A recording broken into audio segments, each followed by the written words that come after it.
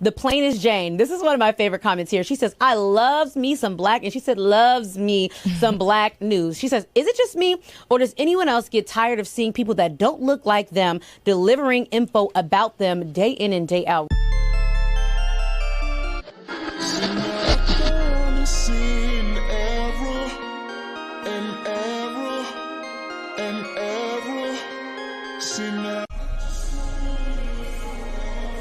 Hey Stickies, happy Monday evening. I hope that you are having a really good day. As I promised you earlier, and as I began covering this story yesterday when this news broke, Kerrion Franklin has been detained and he maintains his innocence. Come on in, hit thumbs up on the video. I am following this story as it develops and unfolds. So I was able to personally, and I want to really elaborate upon and give some additional details and some updates and talk about Kerrion's side of the story, as he put it in his own words, with regards to him being wrongfully detained. Okay. Now we know that he was wrongfully detained by the last video in the initial update that I gave. At least, you know, he's saying he was wrongfully detained on suspicion of being connected to a murder. Right. He was driving a vehicle that belonged to a woman who is alleged to be deceased. And before we even get into the meat and potatoes, all things stated in this video are alleged in accordance with reports, and there is a full copyright disclaimer in full effect. All right. So let me just get straight into some things that was said, right? I don't want to spend too much time because I know a lot of people really just want to get this information. And I do have some clearer images here on the screen where we're able to see that court printout from Kerrion. Okay. So here's what Kerrion said when he was on the phone. And he said quite a few things. I took some notes and he said a lot, but he really didn't say a lot. So here's a quote that he said. He said, and I'm going over everything that he discussed. So he said, quote, I think God is showing my family right now that Kerrion can't do this on his own. This is Kerrion speaking in third person about himself, but this is him, a literal quote, what he's saying as he's speaking to Larry Reed, who was interviewing with him. He said, I think that this is God showing my family right now that Kerrion can't do this on his own. And mind you, Kerrion is 33, 34 years old. Kerrion goes on to say, and the longer they act like, speaking about his family, the longer my family acts like, I don't deserve to be reached out to.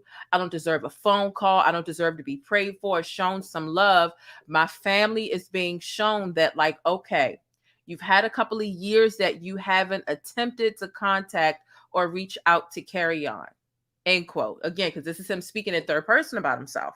He says, my father is not in my life and I'm in jail right now. So he's just in disbelief is what Kerrion is expressing, that he is in jail. He still hasn't heard from his father, according to him.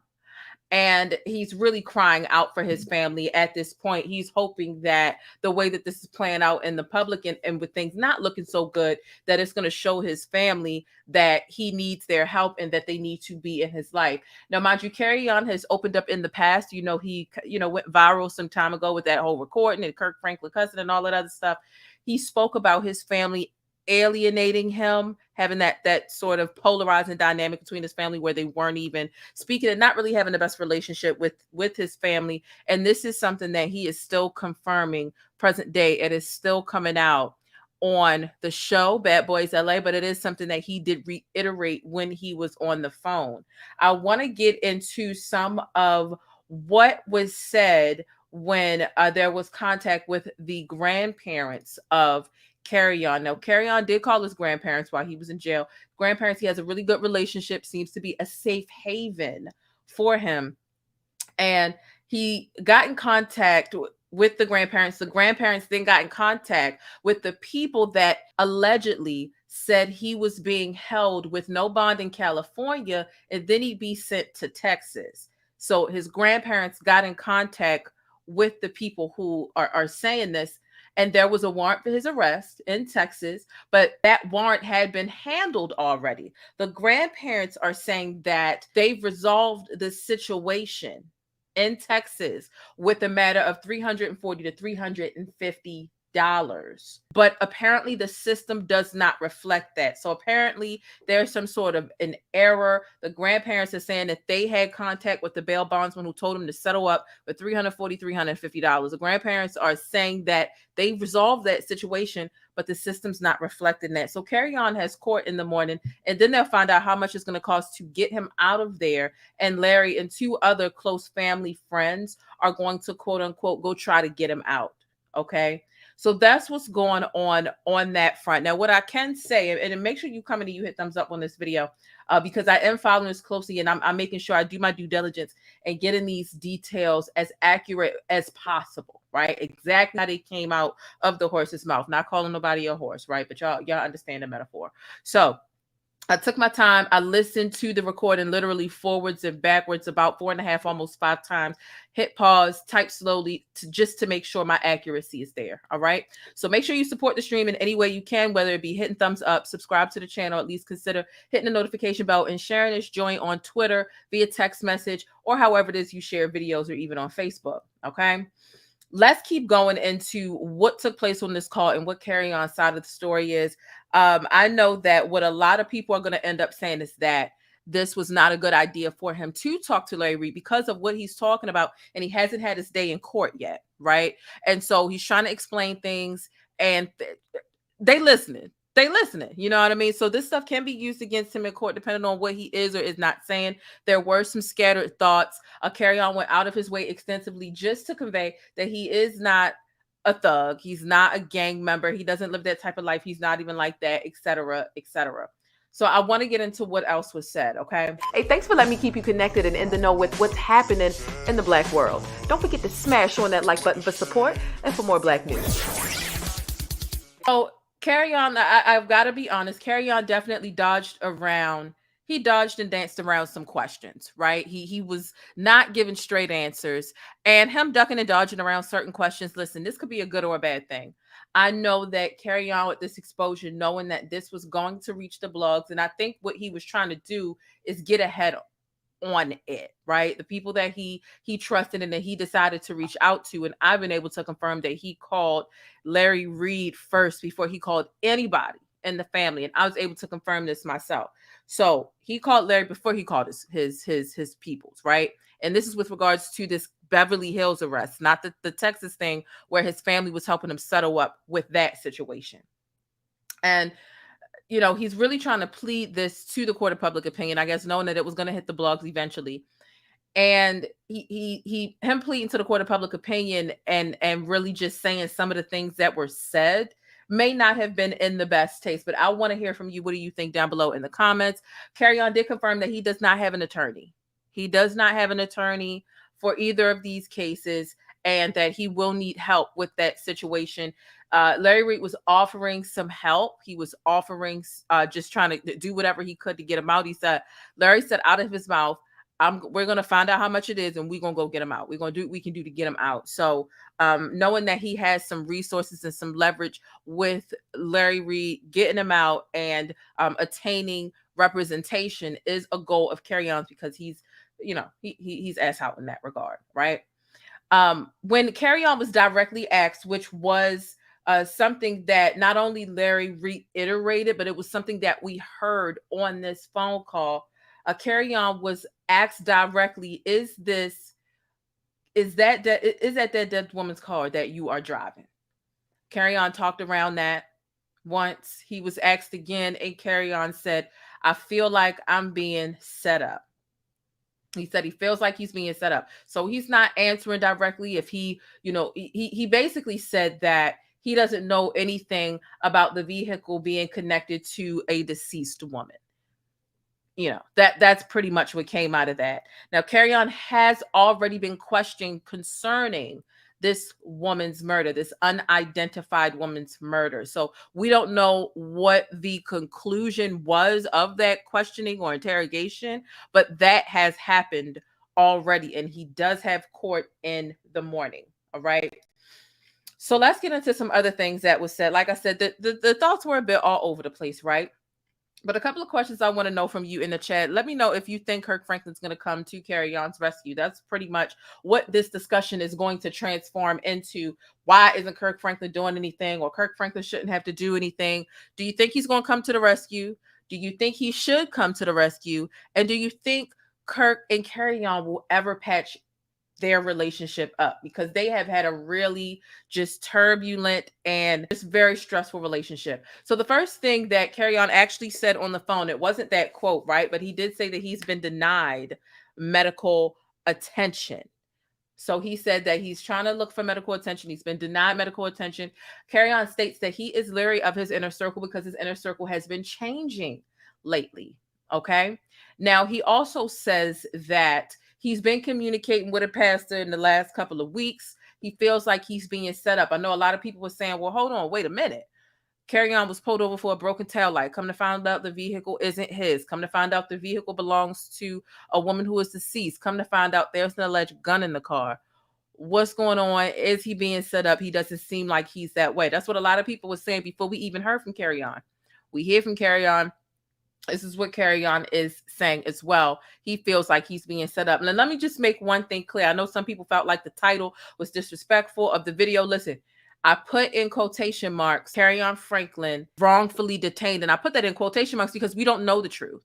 We don't know what happened. We haven't seen any body cam footage. We have Kerrion's word against whatever these pending charges are, which are resisting arrest. Kerrion also went on to say that during the traffic stop, he attempted to record the situation, and the police snatched his phone out of his hand and stopped the recording as he was trying to just make record of what was going on. Kerrion also went on to say that it was blown out of proportion because he was surrounded by 8 different police vehicles. So, of course, he's stating that he's been mistreated in large, but this is Kerrion's side of the story. He's leery of his inner circle. His inner circle's been changing lately. They're trying to set him up. They're trying to catch him doing something wrong. He said they're trying to put him in a situation where he can be judged and arrested, and that's the reason why he's here right now. Kerrion went on with being a Black man and being mistreated in America, right? So he went on to say that it's unfortunate how in the United States, Black men who are trying to live right, who are trying to live and go down a righteous path, how they're so horribly treated. He says that when he gets out, he is going to be advocating, right? He's going to be an advocate for alleviating and or eliminating the mistreatment of Black men in this country, right? So he feels like he's being done wrong with whatever's happening in Texas. And he also feels like they are planning fake charges on him, albeit the resisting arrest aspect of it, which he states he wasn't resisting arrest. He was just explaining his side of the story, or with the gun being in the vehicle. He feels like they are planning charges on him that are not there. Okay. But he did go on to say that when I get out of here, I'm going to make things better for not only myself and for other Black men so that we're not treated this way, and so on and so forth. Again, here's the specific part that I'm going to read. He says, after they booked me, they're trying to throw extra gun charges on me that were never discussed during the time of my arrest. Okay, let's read that again. After they booked them, they're trying to throw extra gun charges on him that were never discussed during the time of the arrest, Kerrion Franklin says. Kerrion says they took his keys from him. Now, he said his keys, but we know that car don't belong to him. According to what the police are saying, it belongs to a deceased woman. He said they took my keys from me, and then they acted like they were going to give my keys back, but they didn't give my keys back. And he said that the whole experience of him being arrested and being treated this way, being treated wrong by the system, threw him for a loop because he's been arrested before. He said he just can't believe he's being treated so horribly, right, by the system, right, and within the whole situation. Kerrion goes on to, he was asked a direct question, right? I took this note. He was asked a direct question. Larry said, why did they arrest you? Kerrion said, over the years, I've had multiple vehicles, and, I'm a filmmaker, and what we create in our imagination. Now, mind you, this is the explanation he goes into. Like I said, his thoughts are scattered, right? He's got scattered thoughts, and this could be, not necessarily because he's being dishonest. And I'm not accusing him of murder, although his name and murder are in the title. It's not illegal to drive a deceased person's vehicle. And there has been no investigation to link him to it, but he did need to be questioned. But he was asked a direct question, and his thoughts were all over the place. Why did they arrest you? He's like, over the years, I've had a lot of cars. I'm a filmmaker. And when I'm a filmmaker, blending those two worlds, what you can create in your imagination, the limitations and the boundaries between what I can do in real time and what I can do in Hollywood as a filmmaker in a studio setting, the line gets blurred. So he says this is the reason why he needs his therapist and other legal professionals to help him understand the rules, as in what he can do in real life and what he can do within his creative scope, being a filmmaker in Hollywood in a studio setting. He needs help understanding the rules and what he can and cannot do via his therapist and other legal professionals. Okay. So this is his side of the story. Okay. Thank you for hitting thumbs up. Hey, look, we're going to get into the tail light, right? Because he has an explanation about why the tail light was out and what was going on, right? Where he was on his way to and why he wasn't driving at night. Right? So make sure you hit thumbs up if you're watching this video, okay? The following video is broadcasting live, and thank you for being my studio audience. Thank you for hitting thumbs up and subscribing to my channel for more Black news, celebrity entertainment, and a splash of controversy. So Kerrion says he was working on the car, right? He's working on the car. There was a fuse blown, and that's why the tail light was out. So he was working on the car that morning, he says, and then he was headed to another auto zone to continue to fix that blown fuse and the tail light that was out. And that's the tail light situation. I've already went over how he was recording the altercation, but they snatched the phone out of his hand and they pressed stop record. 8 big vehicles around him. This is the part where things get a little bit murky as far as the woman who was deceased and the woman that sold him the car, because he did go into that.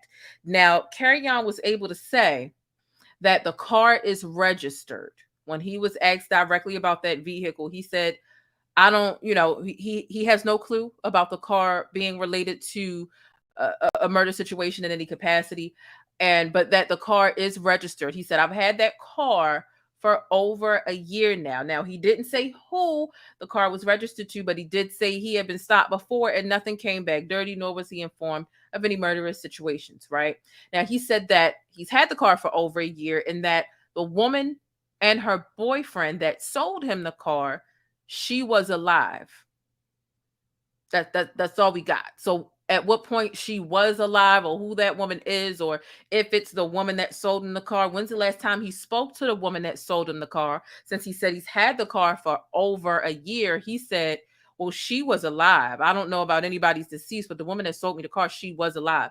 We don't know what that was mean. What's the was? Did you talk to her last week, last month, 6 months ago? And is this the woman who is now deceased? We don't know.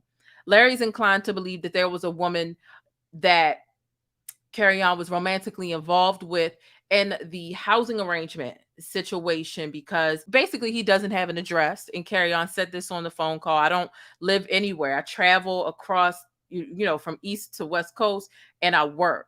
And so sometimes he lives paycheck to paycheck, and he lives in this kind of housing situation for people around about that same line of work, right? Trying to get into Hollywood.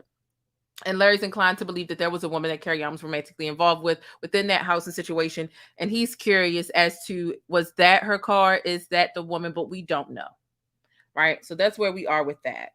So Kerrion was able to admit, because Larry did go over the Zeus episode last night and how just emotional it was. And honestly, Larry did a lot of bigging up Kerrion and his stardom and his career trajectory in the industry, The phone call was full of a lot of that, right? Even him being a breakout star on Zeus network on Bad Boys LA, right? This is a lot of the stuff that Larry is reiterating to Kerrion at that time. And so when Larry is going over the episode from last night, Kerrion don't even know what episode it was, right? You have no clue how these things are going to be edited and how they're going to chop it up and what the release date is. And so Larry says, well, you got emotional in the confessional and you were crying and you said that you were not okay. And it was a touching and a strong, moment. And Kerrion goes on to say, well, I'm still not okay. I wasn't okay in the house. I wasn't okay after I left the house. And I'm not okay right now. Right. That he goes into talking about one of the characters that give him a hard time when he's in the house. And then he goes on to elaborate on how just things are just difficult for him right now. It's a lot. He doesn't have his assistant to help him out with paid gigs, and just how he just can't handle being out here on his own, and he wants help from his family. And that's where we are. That's where we are with it. Maybe it was a good thing that he ducked and dodged some of the questions, that he didn't give direct answers. But in my opinion, it really seems as though it's on brand for Kerrion to try to win over the court of public opinion. That is something that he does often.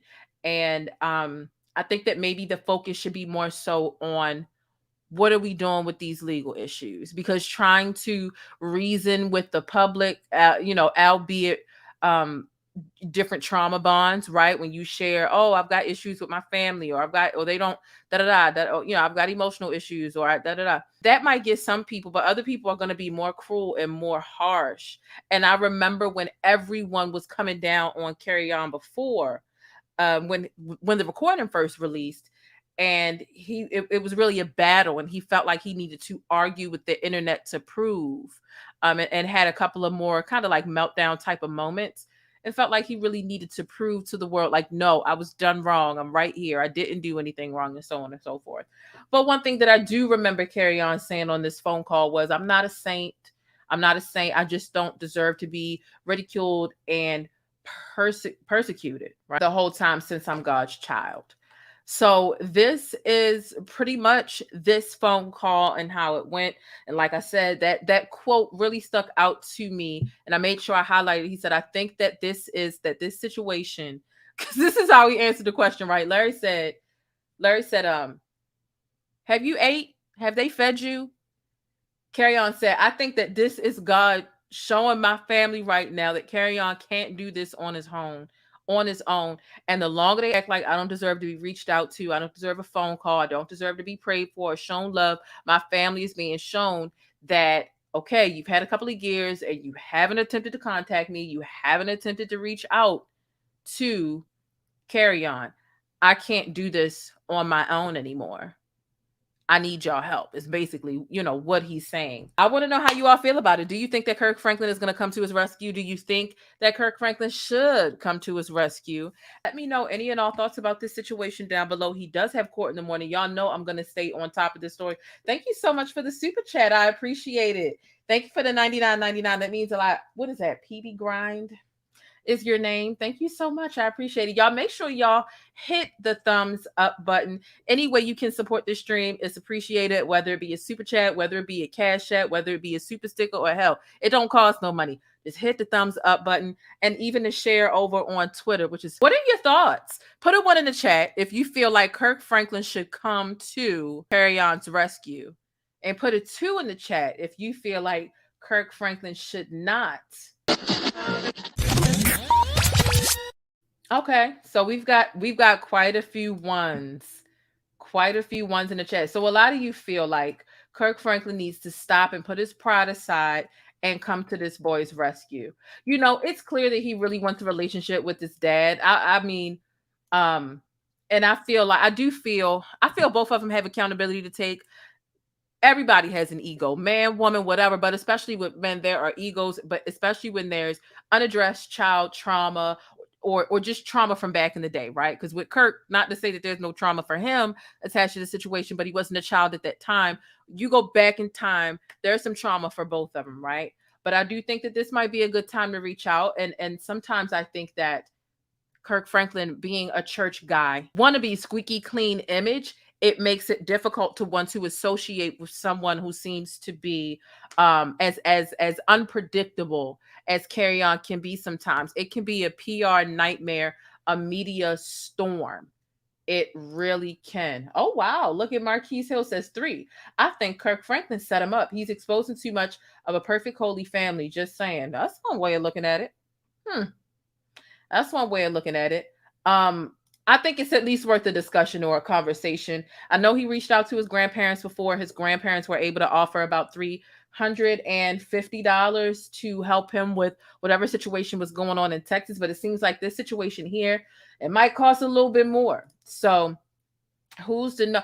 And this is the thing. This isn't the first time that he has been arrested. So Mrs. Parker, that is a really good point. But how many times has he walked on his dad? Who knows? We really don't know if maybe his dad had anything to do with him walking before. Like, we just don't know if his dad is at his wit's end, or if he's really tried, or if his dad feels like, look, I've given you an inch and you've taken a mile. I am taxed. It's really difficult. It's really difficult to say. And we don't know everything that's going on. All that we do know definitively, I feel, is, look, neither one of y'all are perfect. It's not like Kerrion can sit up and say, I have never done anything wrong to my dad in my life. I've never done anything wrong to him, and he's done things wrong to me. And he needs to say sorry and help me survive and live my life right now as a 33 or 34-year-old man. Like, that's just not true. But also for Kirk Franklin, he can't say, I've never done anything wrong to him. He's just always wilding out, and he's always been treated with the utmost respect, and I've never made any mistakes as a parent. As a parent, you have had to have made some mistakes and done some things that affected him in a not so positive way. And as a child, especially considering how turbulent this relationship is, you have had to do some things that just went too far, that weren't as respectful, and there just needs to be some mending or meeting in the middle. And it sucks when mending has to be done on the brink of an explosion like this, as opposed to just with natural time and slow progress and inching towards one another and figuring out how can we show love first before we continue to collide. But at this time, it's difficult. It's difficult. Yeah, someone, he needs to not talk until he gets a lawyer. Yeah, it seems. It seems. My thing is this. I think that it would be in the best interest if there was going to be any communication, any saving of a Kerrion Franklin, for him to keep that to himself. Sometimes it seems like Kerrion overshares when he doesn't get the outcome he wants. When things don't go his way, he dumps however he feels like he was slighted by someone else, he dumps that online, and that makes it dangerous to want to engage, because it doesn't even necessarily mean that someone did you wrong. It's just that this is your perception, you're throwing a temper tantrum, and now you're making it bad by putting it on the internet where it will live forever. As opposed to if you keep it to yourself, whatever your family issues are, it's easier to get past things like that, because who are the only people who know about it at that point? The family. So even if Kirk and Kerrion decide to forgive each other one day, you've always got the internet. Remember when you did this? Remember when he came online and cussed you out? Remember when you released this recording? And y'all might be trying to get over it, but with the public coming back and always reminding you of mistakes, it's like telling your parents what your boyfriend or girlfriend done, and y'all make up and y'all forgive one another, but your parent is still remembering what you vented. You know what I mean? It makes it difficult. And so having that privacy can make it, just a bit easier without having the world instigate, because you might think, as a Kerrion, right? He might think, look, I'm going to share this half of the recording, show my dad wilding out. And you might feel like this is going to get the people on my side, but everybody, as you're trying to control and manipulate, right, the way that the public perceives it, everyone's not going to see it like that. And some people are going to be blaming you and saying you need to grow up, or you need to stop, or this is not our business. Why are you dropping this off online? And then you have to argue with those people and how they see and feel about your family, how they see your family while you have to focus on how to really move forward and engage with your family as we move on now. You know what I mean? So I don't think that he makes it easy for his family to really handle things by sharing everything with the blogs. But that's just me. That is just me. And what I think, there is some form of dysfunction in every one household. That is absolutely true. That is absolutely true. And it makes it difficult to move forward when you put it in a place where it's never going to be erased, i.e., the internet. Thank you all so much for coming through and allowing me to keep you in the know and filled in with the best Black news and breaking celebrity updates. I do my best. I will continue to follow this story. Kerrion does have court in the morning, and we will see if he's free or not, if the bond or bail, if eligible, is something reasonable enough that the few people that he is depending on or entrusting of, if they are able to get him out of jail, or if Kirk steps up and opens his wallet and helps to alleviate this situation, if at all possible. Cher says, I think Kirk did it too. Wow, y'all really think Kirk set him up? Oh man, that is that's something interesting. Let's just. It was gone. Let me just go in the bush and weep. Let me just go in the bush and weep. I just have to go in the bush and weep. Really. I don't understand. I swear to God, I don't understand. Yeah, someone said, if he helps his son, how do we know it's genuine and not just a good look for his image, glorious purpose? You know what? Honestly, at this point, I think that Kerrion is between a real rock and a hard place. He seemed really perplexed and in disbelief that he was in that situation and that his dad hadn't shown up to bail him out, literally and metaphorically speaking, right? And I don't think that Kerrion would give a crap if it was genuine or not right now. I think he would just want to be outside of that cell. But that's my opinion. You know, that's how I see it. That is how I see it. Why would Kirk do that? His son is going to stain his legacy. That's a point too. Didn't Kerrion say he was releasing the book? He did. Kerrion says he's going to do a lot of things. I think that sometimes it's difficult for Kerrion to keep his thoughts straight and to execute everything in his mind, because it does seem to be cluttered and scattered, fragile, hurt, vulnerable, all those different things. I follow him even way before the situation, follow him on Instagram. I'm sitting in his lives. It's only 6 to 11 people sitting on Instagram live with him. And, you know, he is a real creative, but he does have a lot of thoughts that just shoot through his head all the time, and a lot of things that he wants to do, but he's not able to do everything he wants to do, especially because there's no real stability in his life. He admitted on this phone call here that he doesn't have a place to live or an address or a where he stays. He said, I work and I travel. I don't have a place to live. It can be difficult to keep your thoughts straight if you don't have peace of mind. And I think that peace of mind is really attached to knowing that you have the comfort of it might not even have to be your own home, but a living arrangement that's solid. You don't got to worry about sleeping in your car or here, there, or anywhere. Bad Boys LA, there's some room for improvement there, and you know, it just doesn't. It seems to be a bit toxic. I'm not saying that Zeus Network is like toxic in its entirety, but it definitely doesn't seem to be. It's been a boxing ring since the show started. I feel bad for the way Kerrion's being treated. He's being hit in the face, forced out the closet. They rocked him in his jaw. His mouth is leaking.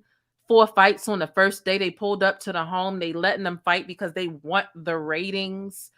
You know what I mean? Like 4 fights on the first day. So let me know how you feel about this jailhouse interview. Will Kirk Franklin come to Kerrion Franklin's rescue? Drop a 1 in the chat. Drop a 2 in the chat if you feel like Kirk Franklin should come to his son's rescue, and drop a 3 in the chat if you feel like he shouldn't come to his son's rescue. Let me know any and all thoughts down below in the comment section. Make sure to keep it sticky and real.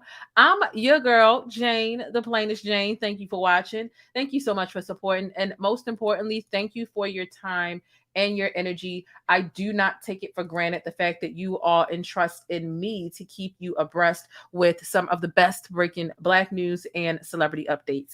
Listen, I want you to check in on yourself, find some peace, do some things to grant yourself release.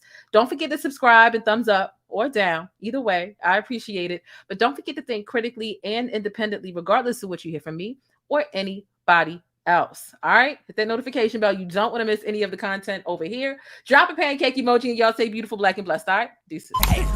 On your wrist, plain Jane. But that's it. If you want to catch more of my commentary on Black culture or vital and trending information, be sure to subscribe by hitting that little circle in the middle of the screen, or I'll catch you in one of these rectangles to the right in another video. I'll see you there.